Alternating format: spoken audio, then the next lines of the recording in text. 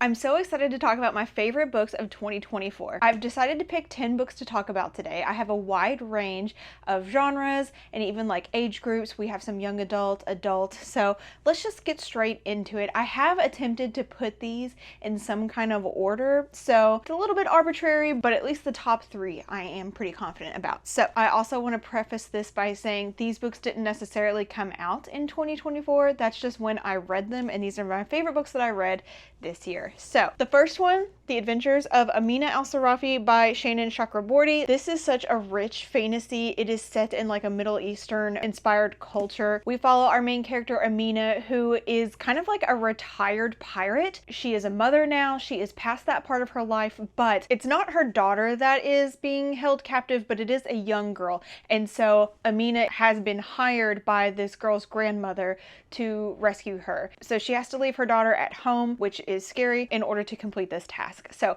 she is offered an astronomical amount of money to complete it, so she can't resist, and she brings the band back together for one last adventure. So we get to see her kind of wrangle all these different characters who are so very interesting and fun, and then be the badass that she is. So this had such rich magic. It had such fantastic characters. Amina was so like snarky, and she had a side to her that you really loved, and you were really fighting for her, but she also was very badass and wouldn't take crap. And just the fact that this is set on the high seas and like that piratey vibe, I love that. So check out the cover here. As you can see, the ship is being consumed by an octopus. So we do get to meet some very interesting sea creatures in this as well. It was just so good. I am a mother myself. I love the piratey aspects of this book. It was more on the adult side than young adult, and as a almost 40-year-old woman, I really appreciated everything this book did, and it was just so fantastic. So as of right now, I don't know if there's an official expected publication date for book 2, but I will most likely reread book 1 before getting into that. It's definitely a series I would love to continue. Next, we have a book from a genre I don't pick up a ton, but the 2 books that I did pick up in this genre this year are both on this list. So it's something I'm interested in getting more into. That is The Martian by Andy Weir. So this is a science fiction book, of course, about an astronaut named Mark Watney, who after a failed mission to Mars finds himself stranded on the planet of Mars by himself. It says here,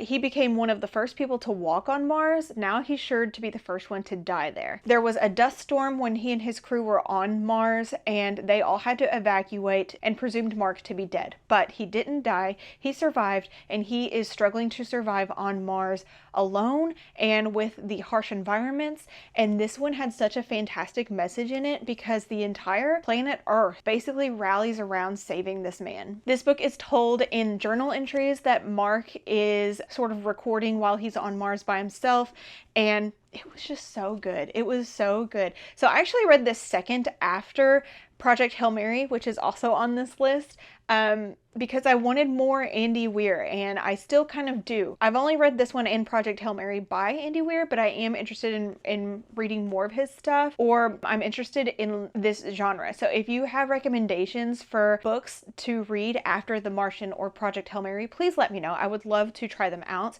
It was just so good. And I did watch the movie after reading this. It may have been even better than the book. I think it maybe drove the point home a little more, but both were fantastic. By the way, this audiobook is narrated by Will Wheaton, and he did a fantastic job. So highly recommend the audiobook. I'm so excited to have a sci-fi on this list. Next, I learned something else about myself this year, and that is that I really love Asian inspired fantasies, especially when they have dragons in them. I read at least one last year. I read a couple this year. Both were highly rated. This is the only one that makes my favorites list, but I do love the genre a lot. So I do always get really excited when I see new Asian fantasy books, especially those that have dragons. But the one I'm talking about today is Her Radiant Curse by Elizabeth Lim. This is a companion to the Six Crimson Cranes duology. I actually never read the second book in that duology. It seemed to be lower rated than the first one, which is never good when a sequel is even lower rated than the original. But this one is more about the villain in Six Crimson Cranes. So this book is about 2 sisters, Chani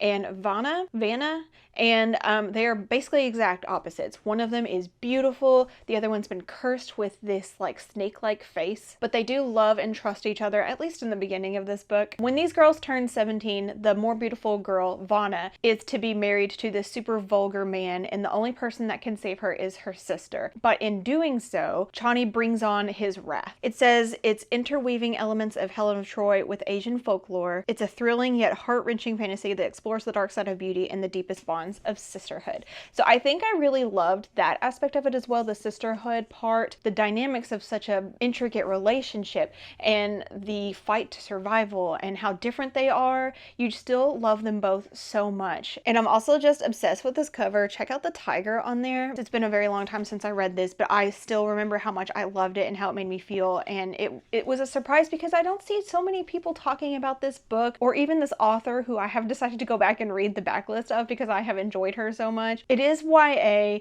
but it does have fantastic characters. There is a little bit of an enemies to lovers romance in this as well. It just hit all the marks for me and I loved it so much. Next, I'm going to talk about the third book in a series, so I won't talk about it too much, but that is Wisteria by Adeline Grace.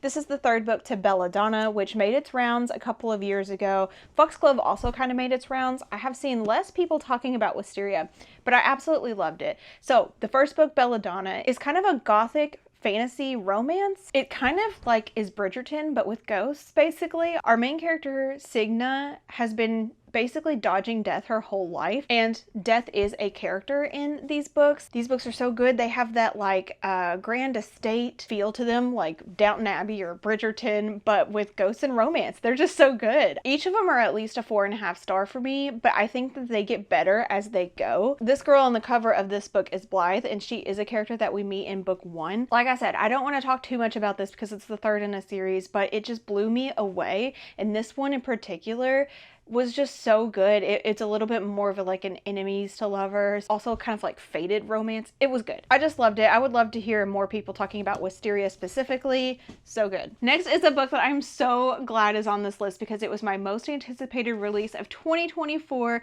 and it did not disappoint, and that is Rewitched by Lucy Jane Wood. And of course I pre-ordered both the American paperback and the UK hardcover. My husband and I both watched Lucy Wood's YouTube account quite a bit, and when she announced that she was releasing a new book, I was so excited and it sounded right up my alley, and it very much was. So this is about our main character, Belle, who has kind of like lost her spark, if you will. She is a witch, and she's also the owner of a bookstore, which is fun. But basically her powers are a little dormant, and she learns that she has to go through these trials in order to fully come into her power, and she's a little out of practice. So there's a lot of like finding yourself, believing in yourself, that kind of thing. I would actually compare this to The Very Secret Society of Irregular Witches by Sangu Mandana. That book was also like a 5-star for me, but I think that the same kind of feel or vibe is also in this book, and there is a really cute romance as well. So this is the Waterstones exclusive edition. Absolutely stunning. We love the cat on the cover there. I'm obsessed. There's also a cat up here, and then the American paperback is also really beautiful, also has a cat, so we stand. And this is the one that I read. I did read this physically. I annotated, I tabbed, which is not something I do a ton. It has just such beautiful quotes in it. She was ready to receive it, to be bold and brave, and to flourish by herself. In fact, she already was. There are so many good things about you. You're trying your best literally all the time. You're always thinking about other people and trying to make everybody happy. You're putting insurmountable pressure on yourself to constantly be perfect, to be impressive and amazing, and you're taking it all on the chin. You're such a good person. Belle thought of her friends. She would argue that they each had their own version of magic to share with the world. I don't know. I just loved it. It was so good. It was cozy. It was sweet. It actually reminded me quite a bit of like Halloween Town and the Nevermore series. It almost had like a middle grade feel to it, but for adults. There is a little bit of a romance in here, which did not overpower the story at all. In fact, the romance took quite a bit to sell me. She was immediately drawn to his looks, but the way that he was described is not something that I find attractive.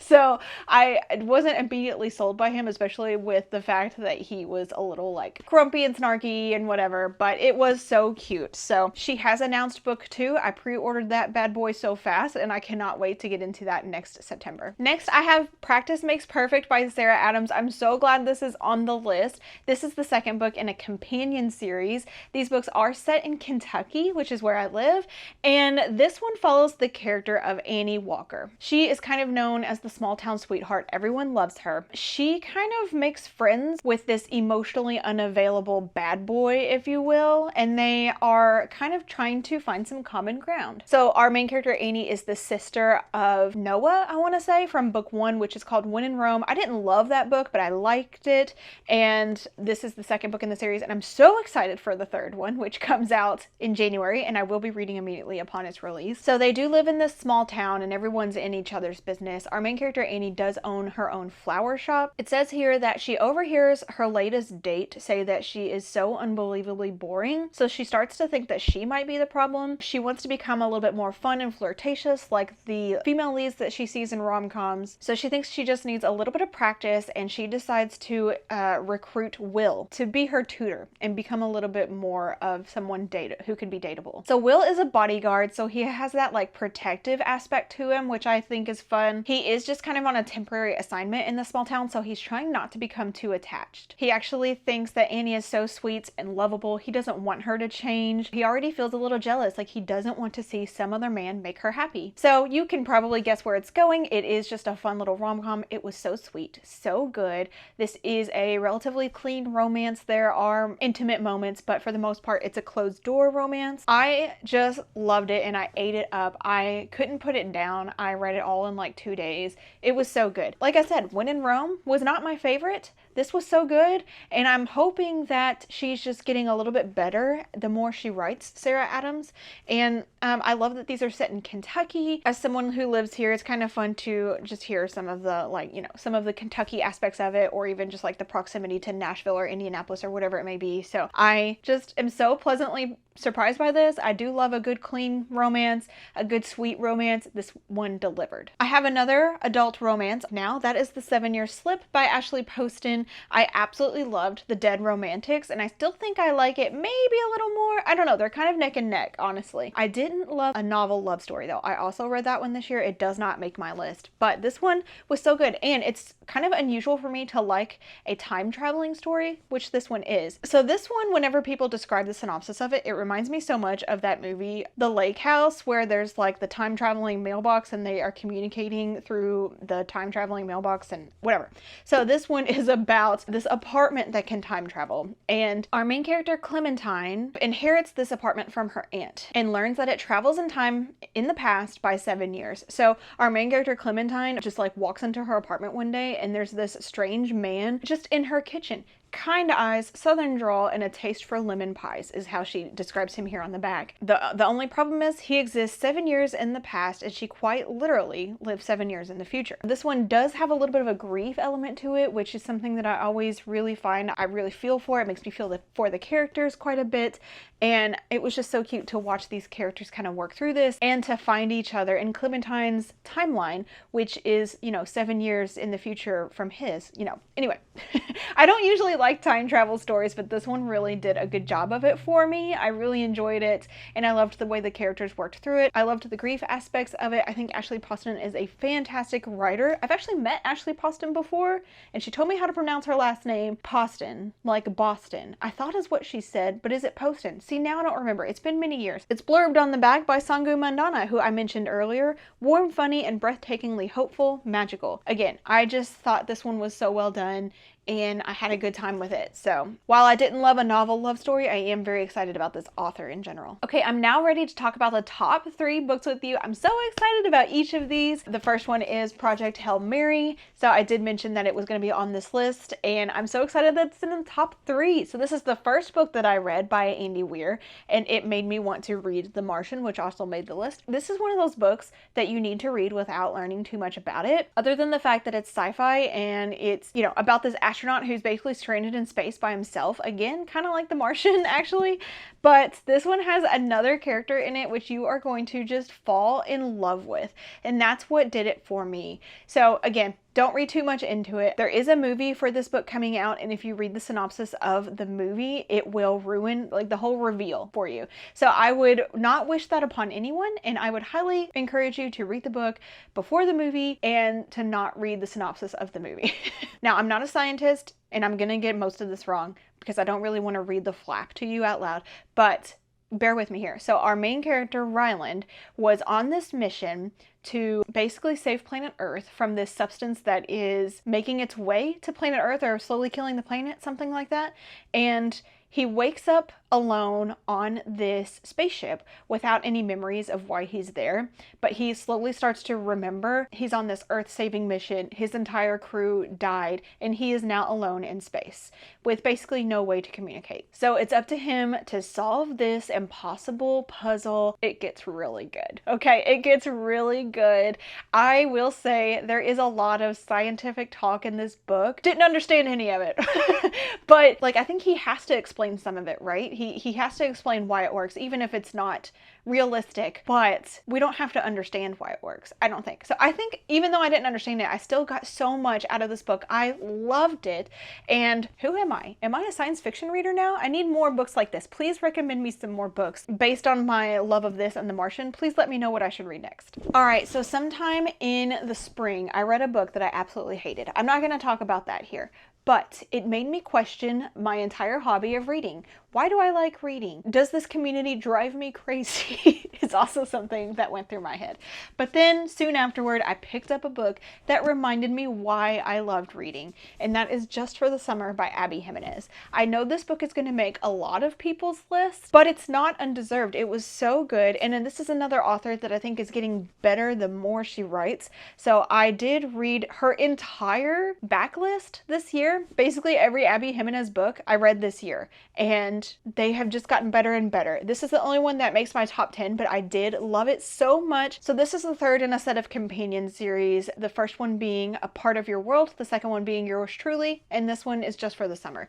So they just all kind of follow characters who appear in other books, but you don't necessarily have to read them in order. But I think this one, because of some reveals at the end of the book, is a little bit more satisfactory having read the other two books. So I would recommend reading Part of Your World and Yours Truly before getting into Just for the Summer. But this one follows these two characters who believe they're cursed. It's not a real curse or anything like that, but the male love interest is named Justin, and he writes this Reddit thread about how he thinks he's cursed because every time he dates someone and they break up, that girl will find her one true love, the person that she'll end up marrying. And so our female main character, Emma, sees this Reddit thread and responds to it. And she's like, hey, that always happens to me too. Maybe if we date each other, we'll cancel out the curse and we will find our one true love. So that's the setup of the synopsis here. But this one also tackles some very hard familial issues, especially with our main character Emma and her mom. But also our male love interest is going through things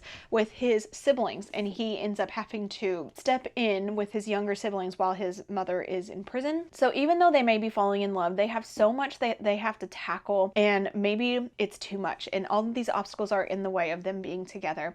I thought that this was so good. The reasons for the conflict were so good.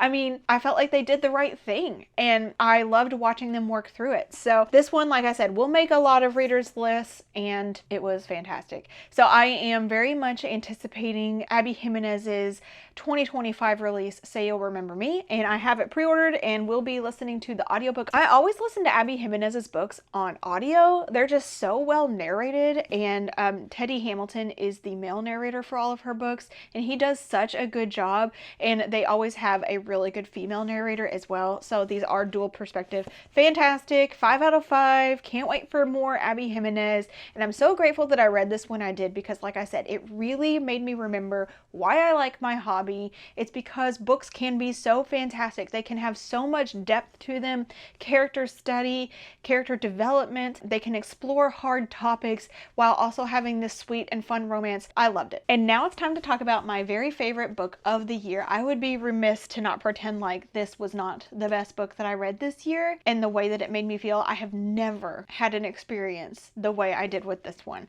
So that is The Wishing Game by Meg Schaefer. And this was a debut book, I believe, but it blew me out of the water. So this one has a little bit of a Charlie and the Chocolate Factory vibe to it. Our main character, Lucy, knows better than anyone what it's like to grow up without parents who loved her. In a childhood marked by neglect and loneliness, Lucy found her solace in books, namely the Clock Island series by Jack Masterson. All right, already sold. Okay. As a child, she loved these books by this author. Now she's a 26-year-old woman. She's a teacher's aide, and she loves to share her love of reading with the children that she works with, especially one in particular. There is a 7-year-old boy named Christopher who is an orphan, and Lucy wants so much to adopt this young boy. The thing is, though, Lucy is not the most stable person at the moment as far as like her finances and stuff, so she can't necessarily give Christopher what he deserves and what they both want. But then Jack Masterson announces he's written a new book and he only has one copy of it, and he's going to have this sort of like contest, kind of like Charlie and the Chocolate Factory type contest, to see who gets to have the manuscript. Then she can sell it and like have basically all kinds of money and be able to provide this life for herself and Christopher. I have never cried so much in a book. It appealed to me in every way. It has a book lover's aspect to it. It has a little bit of grief and hard times and character development. It has some romance. It has a fantastic child that this main character wants to adopt, and the found family aspect of it. I'm gonna cry sitting here talking about this review. I loved it so much, and this little dinky paperback I feel like does not do this book justice. I need a beautiful hardcover of this book. I need a special edition, which I haven't been able to find yet. It is beautiful, but it just doesn't scream favorite book of all time, which I need it to. Y'all, I just loved it so much. I think if you are a parent or you want to be a parent, you could really connect with this. If you love that like middle grade feel, you'll love this. It has a little bit of a cute romance to it, which I thought was so adorable. I just loved everything about it. I didn't read this physical copy because the text in here is tiny, so I read it on my Kindle. When I reread this book one day, I will definitely highlight and annotate because it was just so wonderful. But I did not do that this time. Fantastic. Favorite book of the year. I am interested in Meg Schaefer's newest release, which is The Lost Story. It doesn't seem to be quite as beloved as this one, but I'm still very curious about it. Favorite book of the year. So those were my favorite books of 2024, and I'm so excited to get into 2025. Stick around if you'd like to see more from me. I do have more ideas of videos to share with you, and I will chat with you all later. Bye.